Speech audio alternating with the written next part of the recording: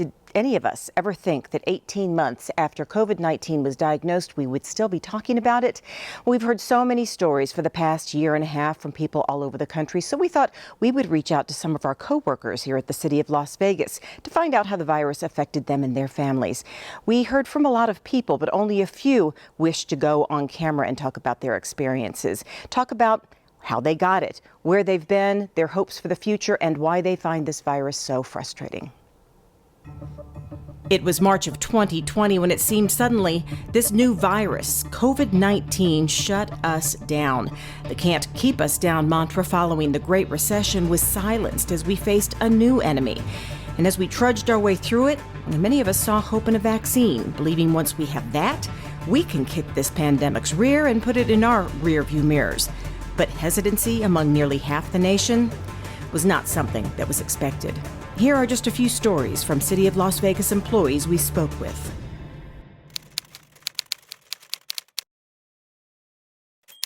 And I was really kind of offended that they suggested that I had the test because I just knew I had a sinus infection.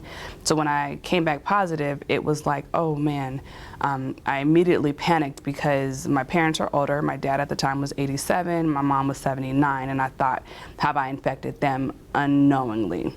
My daughters were infected. They're 16 and 12.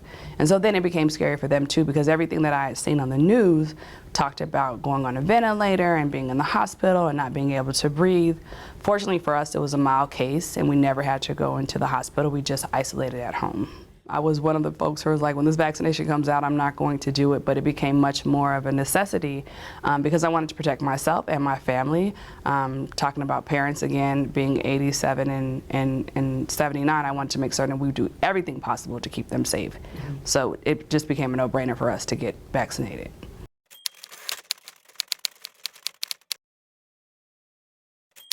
I got it in between doses of vaccine. So I wasn't really all that sick. Of course, I did have to stay home. But it's what happened before and after and around when I had COVID. Because like I said, I wasn't really all that sick, but I ended up giving it to, that I know of, 4 different people. One of them was my daughter, who had had it 6 months before, which was interesting to me because a lot of, people think, well, I already had it, so I have natural immunity. But honestly, the natural immunity doesn't last that long. And before I really started getting sick, I ended up giving it to a coworker who spent 10 days with pneumonia in the hospital. And when you're in the hospital with COVID, you can't really have visitors. So you feel terrible and you don't have the comfort of your family. And then I also gave it to another person that, that I know, on a social basis. And that person ended up in the hospital twice. I'm glad I got vaccinated, and I would encourage everyone to get vaccinated because it makes you feel yucky for a day, but it doesn't hurt you. It's not going to hurt anything, and even if you don't think it works, it's not. It could, and it could save some lives. I got the vaccine as soon as I could, and really, honestly, most of it was for selfish reasons because I wanted to go out, I wanted to do things, I wanted to travel. Another reason for doing it, and a big reason, is what if I get hit by a bus and I have to go to the hospital and the resources aren't there to take care of me because the hospital is full of people with COVID that didn't get vaccinated, even though they had the opportunity to.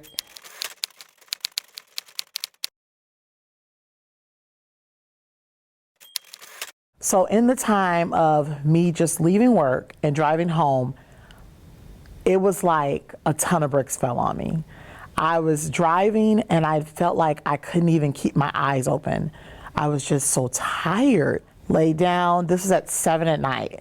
Ended up waking up 3 in the morning, drenched in sweat, shivering uncontrollably. My body hurt, I was coughing, and I was shivering like crazy.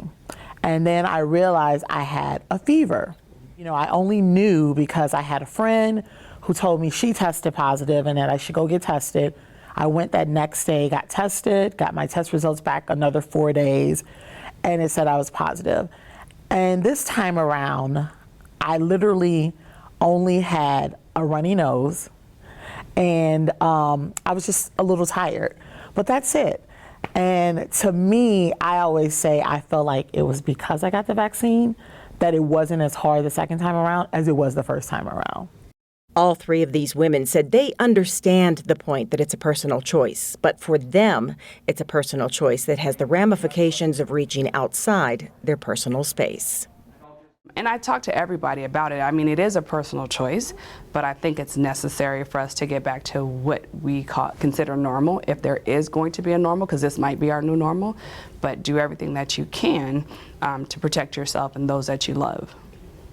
I got the vaccine. I said, you know what? I did my due diligence. I did my own research. I looked at things because I was a little apprehensive about the vaccine, but I knew, just because I don't usually take a flu shot and stuff like that, you know, so that's why I was apprehensive. But I said, I never want to feel that way again, because it was an emotional roller coaster too. Because like I said, you would think you're okay, and then nope, the next day you have the fever again, you have everything again. So it was so up and down.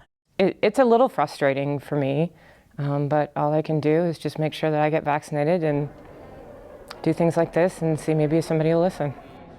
Just for full disclosure, we didn't put out a call asking people why they chose to get the vaccine. We put out a call just asking people their general experience with the virus. These were the people that chose to go on camera.